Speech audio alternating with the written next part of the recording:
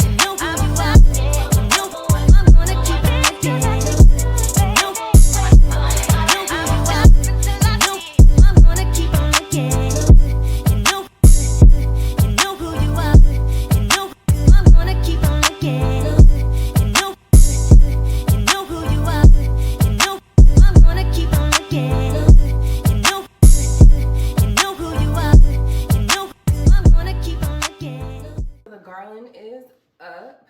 I really like the way that I'm actually super impressed with this Garland. Like, I really like this. I feel like I really did my thing on choosing the Garland. Yeah, I love this. I love the color. It was exactly what I was looking for. I wanted something that was like, that had these little like white pieces of snow on the Garland. I love the gold accent. It was actually kind of difficult to see on the website, like what this would actually really look like. So I'm super impressed with this. I love this. I think I snapped on on shoes in the Garland. Sometimes when you don't see things in person, it's kind of hard. And again, if the website doesn't really do the best job of showing it, you really don't know. So we have Garland now, our first piece of Christmas decor. So there we go. All right, so we are done with the Garland. I'm really impressed with how that turned out. Like that turned out really good. So I know in one of the other videos I was talking about doing like a day in the life of a UX designer. And I feel like there are different ways that can go, and there's different ways that can be done. I think one way is like showing what we do, like in terms of like actual design and programs that we use and things like that, because a lot of UX designers obviously work for companies or are contracted and things like that. It's not the easiest thing to do, but what we can do is talk about it in theory. What a UX designer is, what it is that we do, and what it actually looks like and feels like on a day-to-day basis, instead of like, you know, job descriptions, if you will. So what is a UX designer or a user experience designer? So we essentially, so UX can really span a pretty large spectrum. So we can go from researchers, UX researchers. Those are people who actually study behavior. They are researchers. They study behavior. It's their job to become an expert on whatever subject it is that, you know, whether you work for a company or a sector of that company or you're building a product, their job is to become an expert at that thing. Their job is to become an expert at knowing the inner workings of, you know, whatever it is that you're building or whatever product it is that you're working on. It is their job to become an expert on the user needs, user wants, user frustrations, things like that. Day to day, all that kind of stuff. Like their job is to literally become an expert.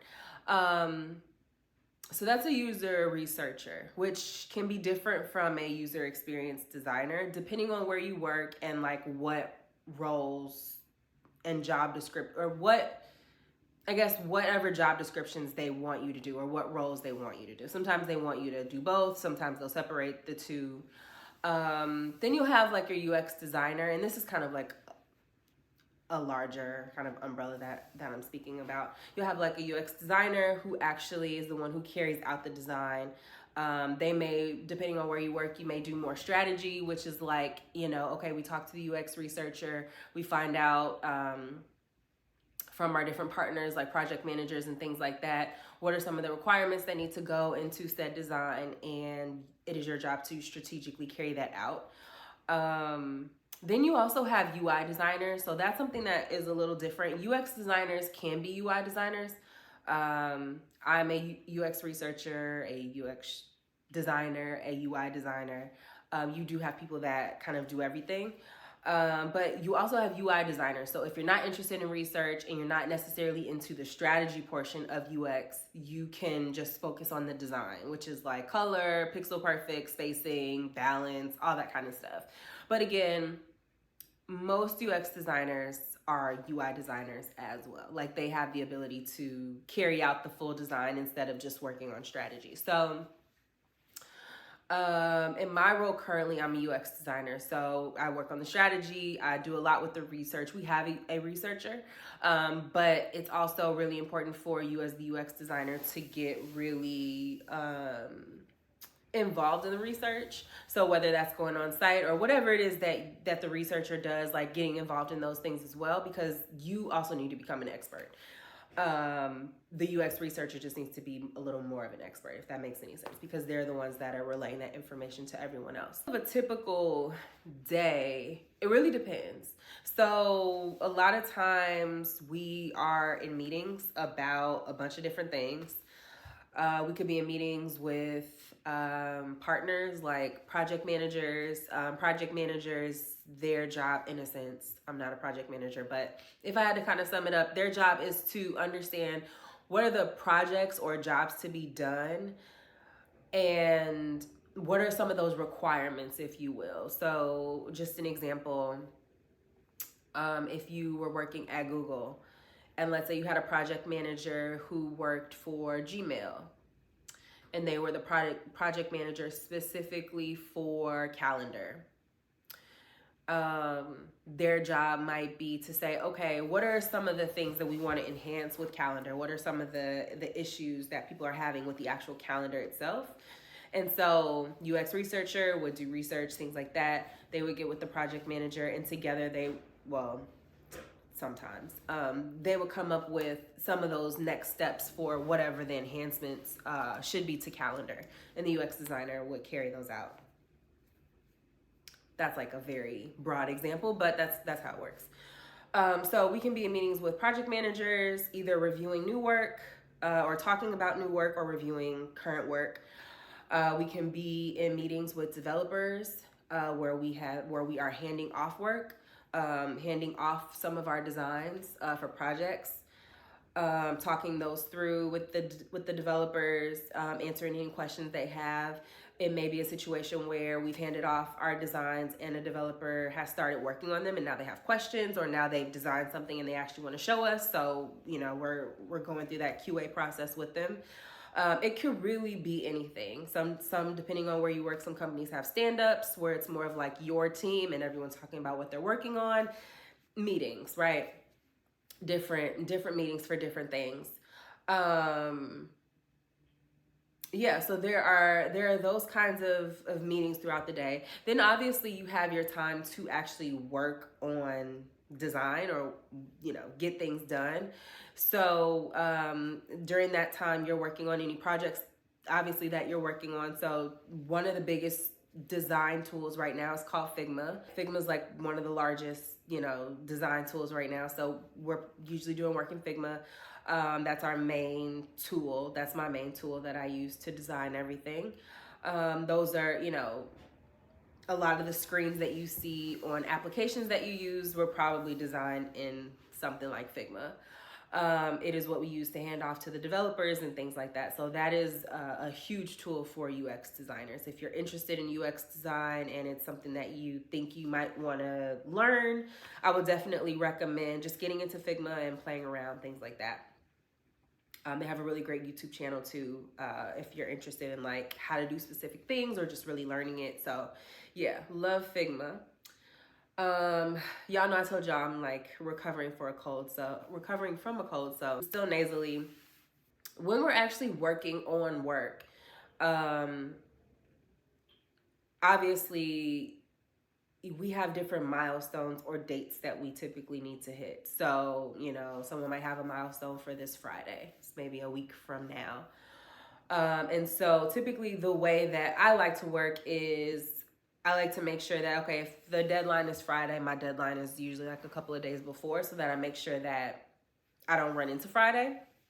And so I'm trying to knock out work and then also have check-ins, smaller check-ins with the project managers or developers or whomever to make sure that everything is in a good place, so that before it gets to development, they don't have any issues and things like that. So that's another thing that I talk a lot about in my UX bootcamp, the 16-week bootcamp, is, I feel like a lot of boot camps and like UX courses, whether you go to a university or you do a boot camp, they don't really do a good job of preparing you for,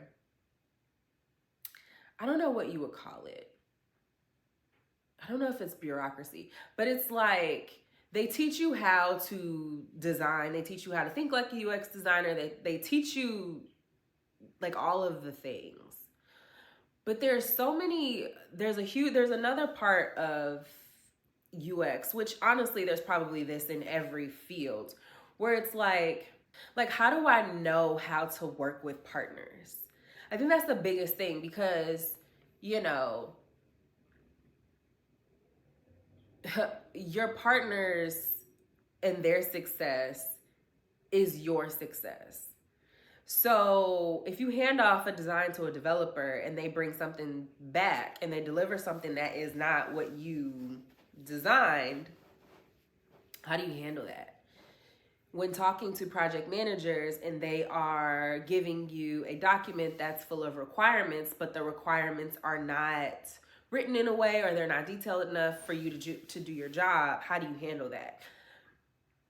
That's the part about being a UX designer that I feel like is not really talked about, because the only thing that typically, like, when you go to UX school or whatever, the only thing that you're focusing on, and even when you get your first UX job, you're so excited to get the job, but the only thing you really know is how to do your job.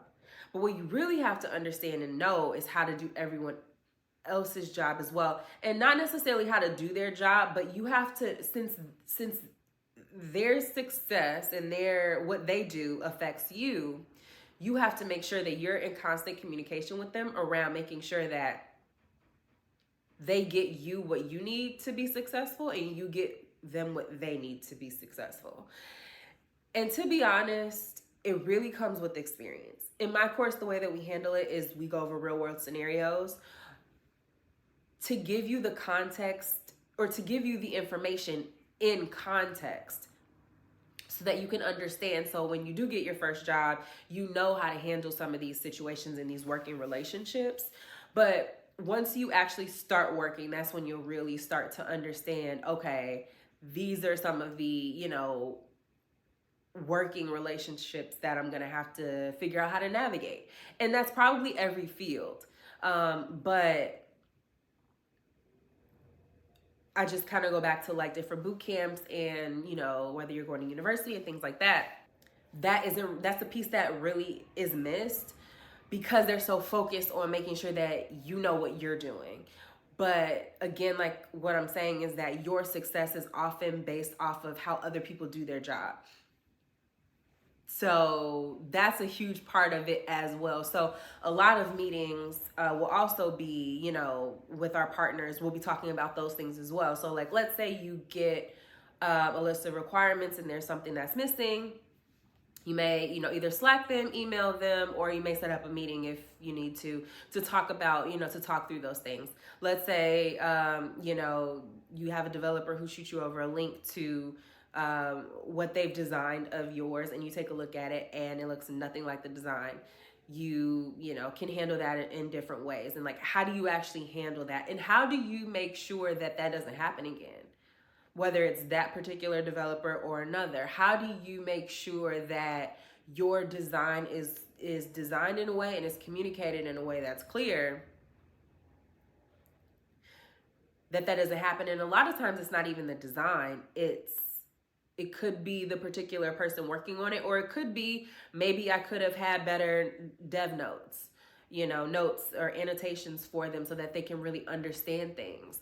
Maybe we could have had better check-ins throughout their development process so that they didn't get to the end and then now nothing looks the way that it was intended. So those are a lot of the things that you learn as a UX designer, really on the job, but there are ways that you can be prepared for how to handle those situations, because when you're new to a field, you don't know how to handle those situations, and you kind of sometimes people can get back into a corner and they end up acquiescing to the other side because they just don't know how to handle it. But UX really has a huge say in how things work, how things look, how things should work, how things should look. That's literally why we're here, to maintain the consistency and the user experience of a product or design or what have you. So that's a huge learning curve for a lot of UX designers. And again, this probably doesn't exist in a vacuum for this particular career. I can only speak to UX. So those are some of the different meetings that could happen, that could pop up. I will say that UX is a very fun career. If you are someone who enjoys design, if you are someone who enjoys like putting elements on a page, if you enjoy creating experiences, if you enjoy finding out how you can make something better for someone, how you can make something easier for someone to use, if you are someone who likes to solve problems, because a lot of people don't like to solve problems, and there's nothing wrong with that, right? Like there is literally nothing wrong with that. Although I feel like a lot of jobs, like the crux of it is to like solve problems, but there is a lot of problem solving in being a UX designer, being a developer. So if problem solving is not your thing, this may not be the field for you, because that's literally what we do all day, is figure out how to solve problems. Even if a developer comes back and let's say they say, you know, this, what you were trying to do here, we can't do for whatever technical reason. We don't have the data to do it. We don't have the mechanisms to do it. You now have to find another way to do that. You have to figure out, so not only have you already solved this problem once, you now have to go back and solve it again, which sometimes is even harder to do because, well, it depends on what it is. A lot of times when you design something, you really should be coming up with multiple ways to do it, and then you kind of pick the best way. So you may just pull one of those instances, but sometimes you have narrowed it down for a reason. So now they're telling you they can't technically do something, and so now you have to go back and say, okay, how do I make sure that the user's needs are put first and that they're able to accomplish what it is that we want them to accomplish? And like, how do I solve this problem again, strategically and from a visual perspective? It's not easy. It's not an easy thing to do. There are a lot of times when I just have to walk away from my computer and, you know, do something else because I just, you know, I've completely shut that part of my brain off because I'm like, it's handed off, and then they come back. And so, sometimes it's an easy fix. But what I'm saying is that it's literally problem solving all day long. So if you are not someone who likes to solve problems, if that's not really your thing, again, it may not necessarily be the field for you. Same thing with the developer side. There is a right answer and there's a wrong answer. The code either will work or it won't work. UX is very similar. We have a little bit more flexibility in that we're not necessarily writing, we're not going to get an error after we design something, but what we will get is user feedback that it doesn't work. So you really have to enjoy, and that goes back to what I was talking about in another video when I was saying that when we start talking about the tech industry and how trendy that phrase or whatever has become, a lot of my point in saying that is because people just, they're not necessarily, everyone is not doing their due diligence when they are getting into these careers. And so if something is not for you, and that's why I wanted to do this video, to actually kind of talk through some of these things. And God knows there's a whole list of like what it takes to be a UX designer and the ins and outs and things like that. But problem solving is a huge part of UX. So if you say, oh, I got into it because of, because I like design. Design is problem solving. It's not just putting elements on a page. It's not just trying to recreate a website in Figma or, whatever tool. It's not just having the ability to do that. UX is not just making pretty pictures. It is solving problems that look visually pleasing at the end. So like what I was saying in the other video, when I said that a lot of people get into these careers and they're miserable and they don't like it, that's because there's a lot that comes with it, just like in any career. But because the tech industry has been it's been sold as like the next best thing, and in a lot of ways it is. But you have to make sure that you're getting into it for the right reasons. You have to make sure that you're finding careers that align with you and your passions. I'm not ever going to be a developer because I'm not passionate about writing code. I'm not passionate about trying to solve those kinds of problems. Do you see what I'm saying? Like, you can have a letter off and your code is wrong. That's not how I want to spend my time. I can spend my time solving problems in other ways. So just really making sure that when you're taking the leap into any career, you're doing all of your due diligence, hearing multiple perspectives of what that particular career entails, the good parts, the not so good parts, and maybe we can talk about that too.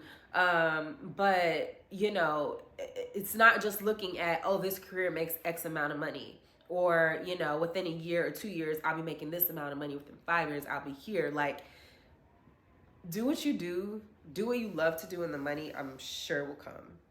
But when it comes to a lot of these technical careers, they are just that. They're very technical. They're very fun and they can be fulfilling and all of those things, but just make sure that you are covering all your bases and just doing all the research in terms of, finding out what's good about them, what's bad about them. A couple of things that I love about being a UX designer, I'll just say career-wise in general, the flexibility. So I've been able to work from home. I was working from home pre-pandemic.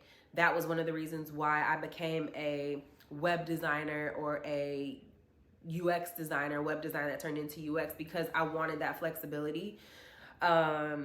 I wanted a job that was always going to be in demand. People were always going to need websites. Websites turned into applications, and we're just going to keep growing from there. So I wanted something that was always going to be in demand. So yeah, the freedom and the flexibility is really it for me. I love design. I love coming up with new concepts and new techniques, especially when you get the chance to work on a project from the ground up.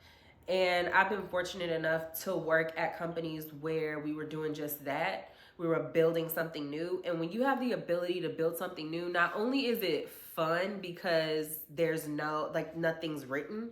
It's like whatever you want it to look like, you have full autonomy over the design system, the colors, the design principles, you have full autonomy over that. But it's also a great portfolio piece to show that you were able to build something from the ground up. So that would be another thing, just the love for design. And then, definitely the lucrativeness of the career. So, and then also the fact that a lot of these technical careers really don't have a ceiling. So if you look at, what was possible, or not even what was possible, but what the different titles were for like UX designers 5 years ago, 10 years ago, it just keeps evolving. And as new technology emerges, you can move into those different sectors. Like UX designers can move into artificial intelligence and VR and the metaverse and all these different things that are coming about.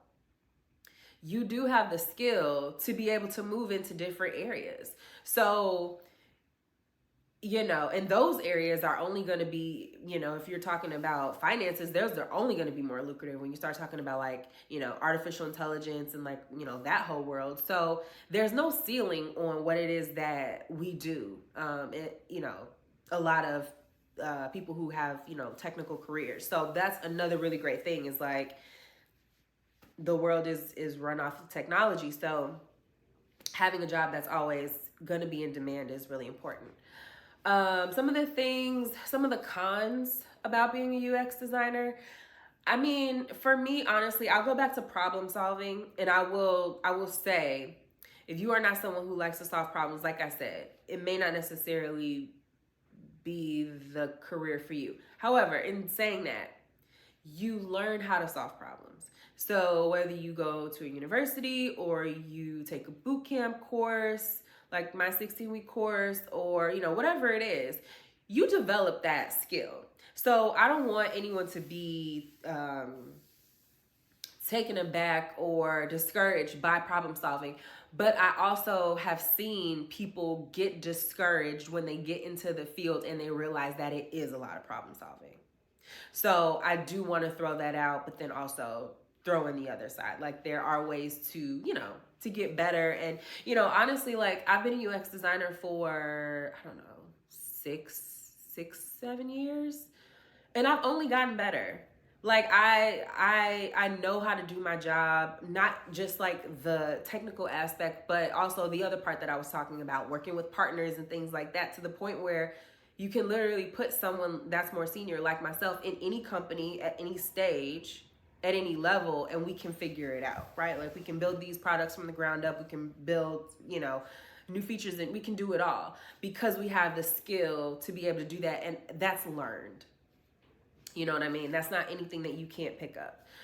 So, and the other thing that I will say, this is probably another pro, is that each year that you're on the job, and maybe even 6 months, like you learn so much. That's why a lot of people like careers in the technical industry, because you have the ability to move up so quickly, because you learn so much. Like you're doing the same thing every day, just like other career fields, but the ability to move up the ladder, it happens a lot more quickly traditionally in a lot of these tech companies. So I wouldn't necessarily call this a con, but I will just call it out, is that, so if we go back to what I was talking about earlier, when I kind of broke down like UX researcher to UX strategist designer, UI designer, depending on where you work, you might be asked to wear multiple hats. So if you are someone who enjoys that, if you are someone who loves the research, the strategy, the design, and you want those opportunities to do that, to do all of that, there are roles. A lot of times they're at startups. Sometimes they're at big tech companies as well.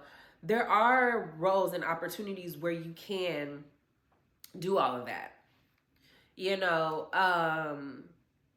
or or have a hand in multiple things.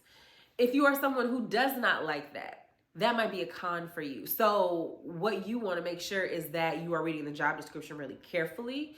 And, you know, if they say, like, if you're not interested in UX research at all, and you're like, no, I just want to focus on the strategy and the design, and they say, you know, this role might require, you know, 25%, you know, research, that may not be the job for you. So just making sure that you are very clear on what is being asked of you, because sometimes, depending on if people leave or if people, you know, people leave your team or the company, or the, you know, things happen all the time. If that's not something that you're comfortable with, flexing into those different roles, you want to be very clear about that. Now, one of the things that on the other side that I always tell my students is that you should learn everything and be very comfortable with everything, because you don't want to be in a position where you're asked to do something and you can't. So like in my bootcamp, for example, we learn everything. Students learn everything from research to high fidelity design. And that is because of that very reason. You also don't want to be in a position where you're applying for a job and it says, oh, this is mostly design, but there might be a chance where we ask you to, you know, jump in and fulfill some of the research needs. And you're like, nope, can't do it because I, you know, chose to not learn UX research. Like, you really should learn everything. But, yeah, that could be a con for some people. And I guess what I would just say is be very clear on where you're applying and what the expectations might be of you. And then the last con that I'll say, and I mean, honestly, there are probably so many, but the last con that I will say, and I'll be pretty honest and transparent about, is that UX, as large of a field as it is, and as popular as it is, and as needed as it is, and as important as it is, a lot of times it is still heavily undervalued. And you say, who's undervaluing it? A lot of times it is the company that you're at. UX is, it's a newer field, right? Like, we always had designers, like, they're like, design is the final output, right? So, you know, design has to be in there somewhere, but at the same time, there are, and I'm like trying to choose my words carefully, there are times where you as a UX designer, UX professional, might have to defend your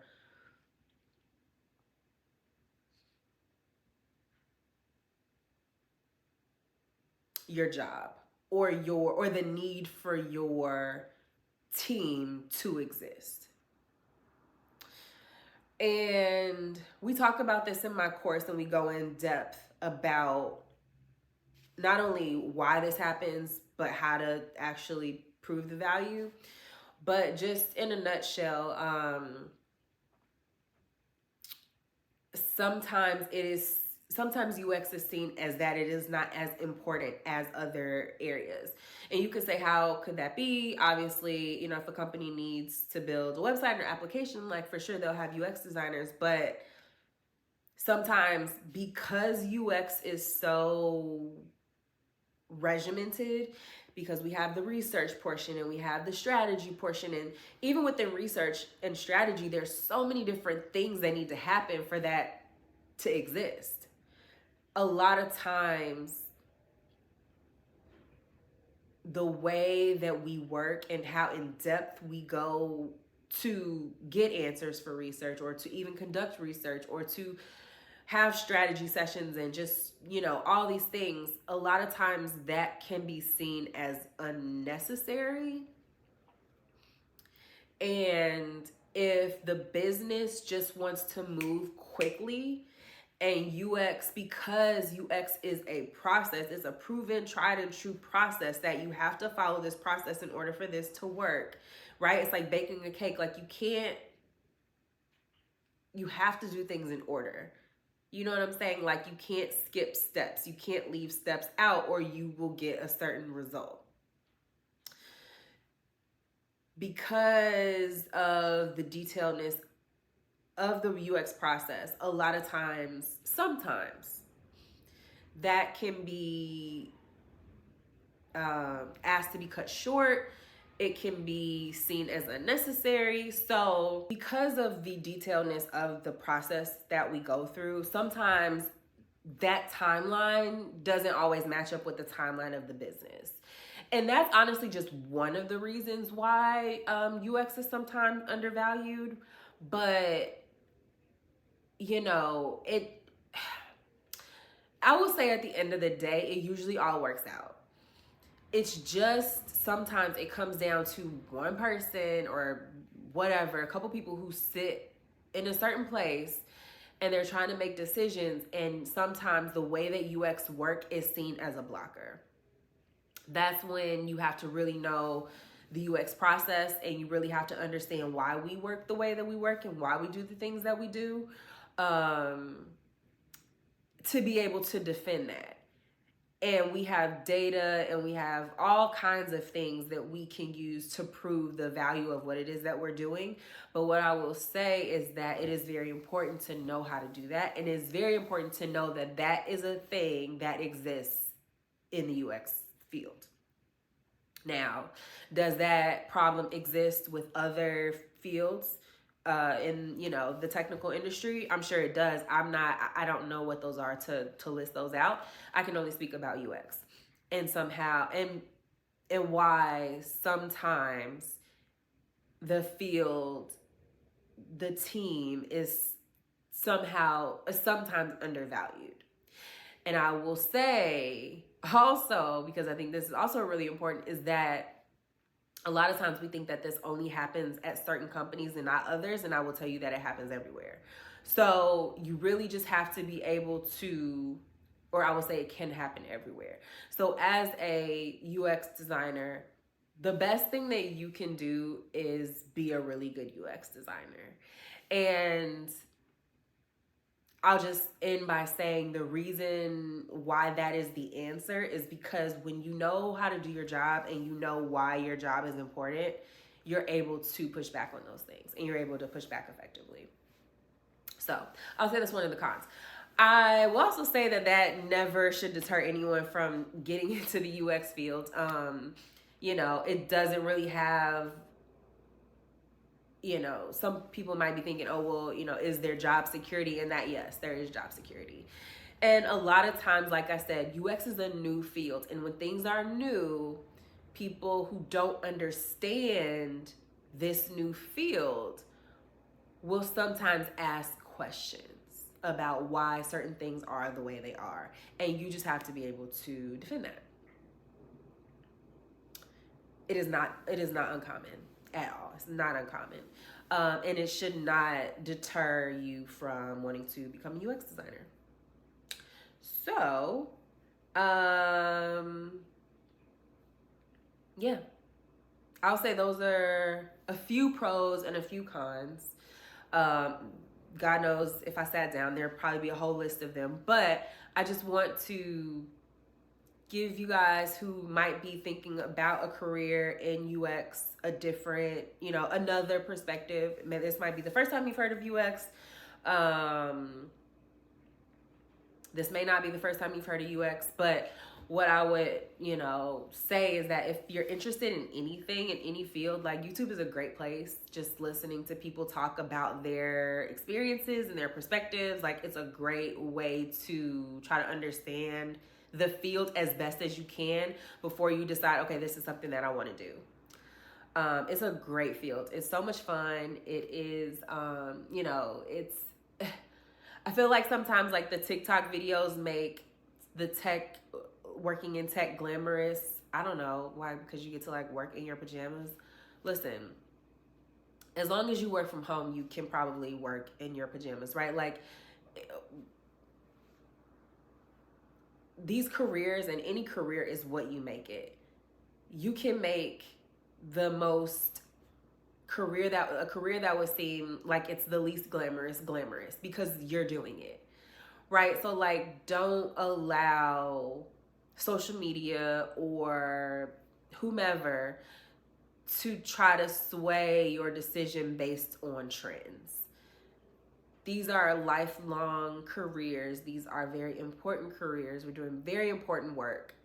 And those are the things that we should really be focusing on, making sure that it's a good fit for you from a work-life balance perspective, you know, making sure that it's something that you're actually passionate about and that you like. Like I said, for me, I love design. I think it's just so much fun. This is a bit of a technical career, but it's not as technical, like I said, as like cybersecurity or maybe being a developer. So if you are someone who sits in that intersection of like, I want to be technical, but like I also like color and like, you know, designing things, like this might be a good opportunity for you. So yeah, that's kind of my day in the life of being a UX designer. A lot of people ask, is it stressful? I mean, I feel like that more so has to do with where you work probably than the actual job itself. I wouldn't say being a UX designer is stressful. I would say that it's at times a lot of work, especially depending on where you work, especially, you know, if you work, anyways, it doesn't matter. It's not a stressful career. Like we're not, you know, if I make a mistake, you know, it's not hurting someone like physically, right? Like it's not, I don't have those kind of stressors on me. The stressors that I do have on me are, am I delivering for my user in the way that I need to be, in the way that they deserve? That's like the stressor that I would have on me, because that's how seriously I take what I do. So, you know, things like that. But it's not a hard career. Like I talked about before, all of this is learned and you can, you know, you can learn it too. So yeah, I don't know. I don't know if that'll be it for this vlog. We'll see what we end up doing for the rest of the day. I have an acupuncture appointment. If you have never done acupuncture, I would just Google acupuncture benefits and just see if you could benefit from any of the benefits. Like it's really, really a great self-care kind of thing, depending on why you do it, right? Like everybody doesn't get massages just to feel good. Like sometimes it is a need for people, and acupuncture is just, it's a great thing. So anyway, I have acupuncture later, and then that's about it. So I don't know what else we're gonna do, but we'll see. But anyway, I wanted to make sure that I got this video in. Obviously, if you guys have questions, please leave them in the comments. If you have questions about the course, please leave those in the comments. Like I said, we'll be starting the course back up next year. Be lots of fun. It's 16 weeks. And yeah, 16 weeks, and then you can start looking for a job. So happens really quickly. And you know, that's a good thing about this industry. Is a lot of stuff you can just kind of take a boot camp and then kind of be on your way. So I forgot I have a nail appointment after acupuncture, so I'll go do that. But yeah, I don't know, we'll see. This may or may not be the end of the vlog, but yeah, thanks for watching.